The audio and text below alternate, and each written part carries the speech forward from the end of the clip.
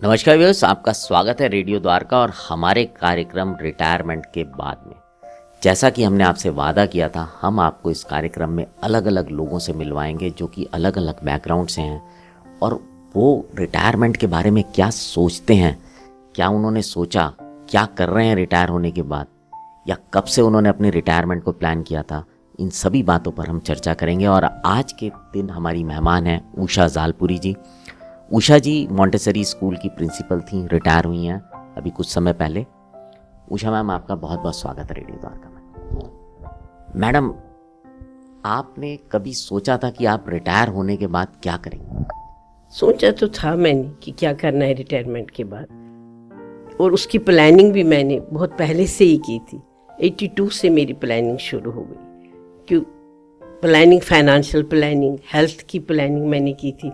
बच्चों को किस तरह से मैं कर लूँ तैयार, और किस तरह से फिर मैं समाज की तरफ रुख करूँ।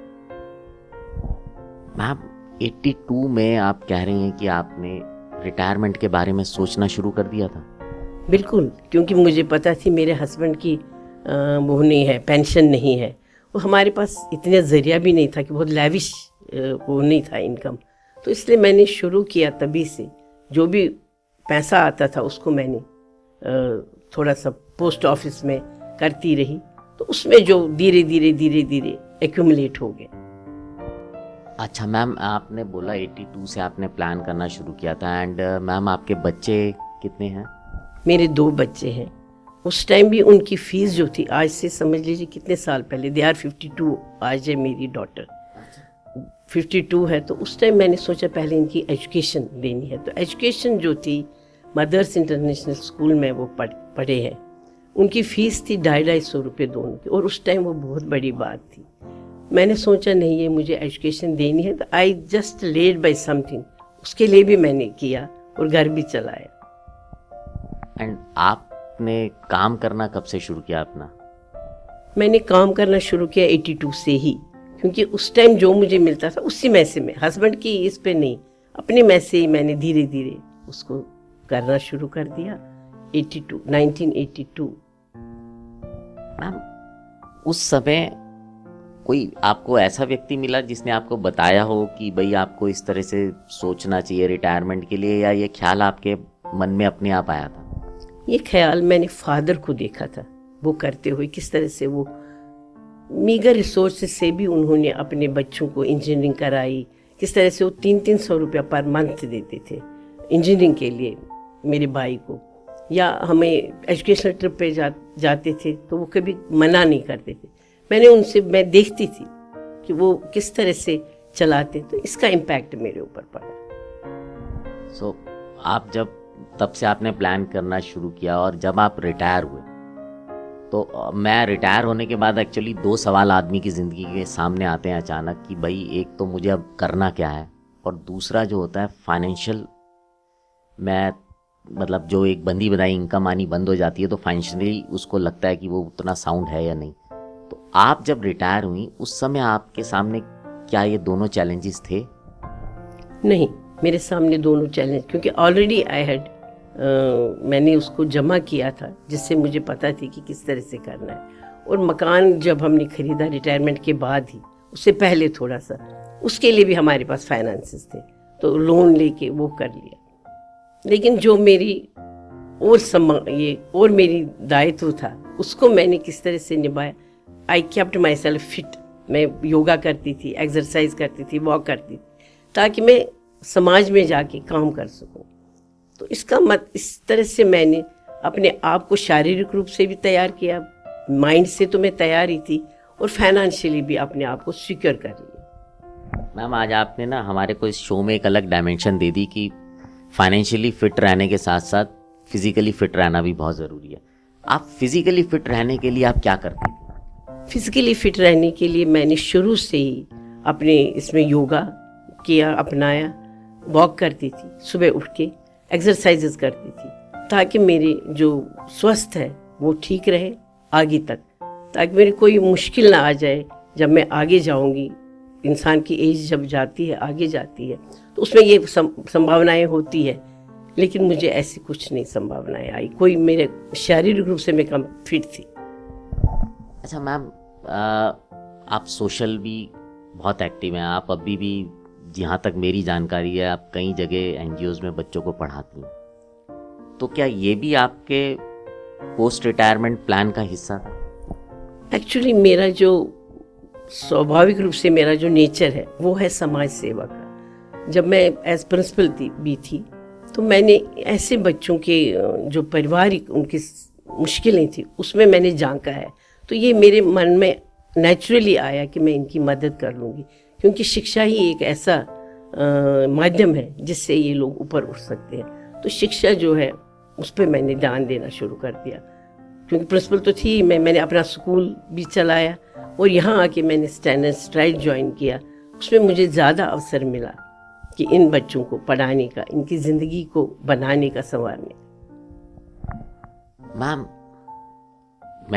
आप जब इन बच्चों को पढ़ाती हैं, क्योंकि आपने बोला आप उस ज़माने से आपने सेविंग का सोचा जब लोग सेविंग शब्द शायद सुनते भी नहीं होंगे, क्या आप आज इन बच्चों को भी सेविंग पे भी एम्फेसाइज करती हैं? हाँ, पहले तो मैंने, कहते हैं चैरिटी बिगिंस एट होम, पहले अपने बच्चों को सिखाया किस तरह से क्रेडिट और डेबिट किस तरह से बनाते हैं, किस तरह से उसमें आपके पास पैसा आएगा, उसमें से कितना खर्च करना चाहिए, कितना बचाना चाहिए। और आज ग्रैंड चिल्ड्रन को भी मैंने यही सिखाया। तो and they are very much well versed किस तरह से फाइनेंसेस को करना चाहिए। जो भी व्यूअर्स आज का ये कार्यक्रम देख रहे हैं वो समझ लें कि कितने पहले से मैडम ने प्लान किया था अपनी रिटायरमेंट को, और आज के समय में शायद बहुत कम लोग इस तरह की चीज़ें करते हैं। अच्छा मैडम, जब आप जिम्मेदारियां थीं, आप जॉब भी कर रही थीं, आप सेविंग भी कर रही थी, कुछ मन में इच्छाएं थी कि चलो मैं जब रिटायर होंगी तो ठीक है सोशल सर्विस तो करूंगी, लेकिन उसके साथ साथ कुछ ये भी करूंगी, कुछ ऐसा भी था?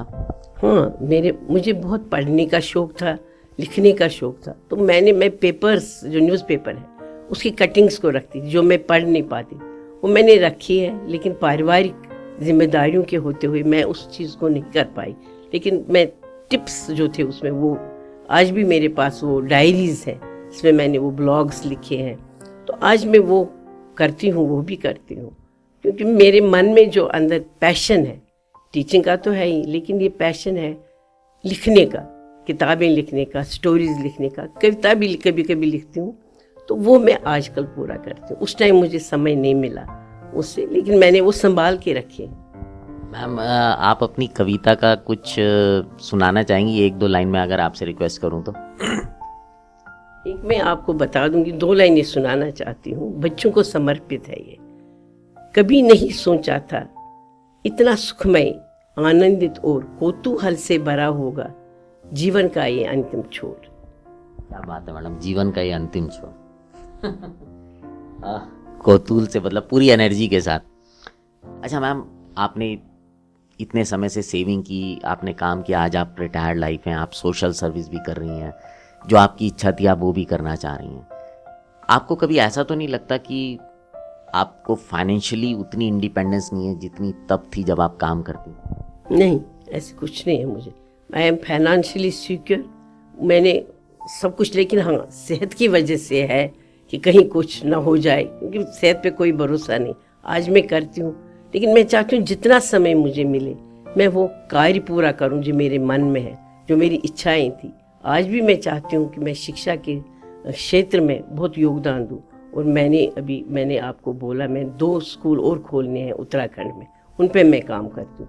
मैं रिटायर नहीं होना चाहती, मैं चाहती हूँ मैं उस एंड तक चलती रहूँ जहाँ तक मैं कर सकती हूँ, और शिक्षा का प्रचार करूँ। मैं 2 लाइनें बताना चाहती हूँ इकबाल के बाद, जो मैंने इकबाल की एक कविता है, इल्म दुनिया के चमन में हो अगर गुल की तरह, मैं चहकती रहूं उस फूल पे बुलबुल की तरह। ये मेरा सपना है। बहुत बढ़िया मैम, बहुत बढ़िया। एंड मैम, जो यंगस्टर्स जो लोग हैं जो अभी इस कार्यक्रम को सुन रहे हो, उनको रिटायरमेंट को किस समय प्लान करना चाहिए और क्यों करना चाहिए, कुछ आप मैसेज देना चाहेंगी प्लीज? मैं मैसेज तो बहुत अच्छा देना चाहती हूँ कि रिटायरमेंट के लिए, आप जो रिटायर हो उसके लिए आपको पहले ही सोचना चाहिए।